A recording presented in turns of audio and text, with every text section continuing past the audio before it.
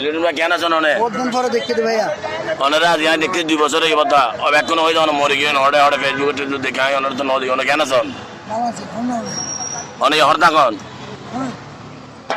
অনেক তো নদী অনেক স্থানীয় অনেকে দূরে দ্বারা যদি অনেক মরে যান আমি অনেরা যাবে অনেরা হরে টুয়াইম তাই যদি অনেকে যদি বা এই ফেসবুকে লাইভত কোন জায়গা অনেক 2 নম্বর গেটের ফুয়া কি হর অনেক 2 নম্বর গেটের ফুয়া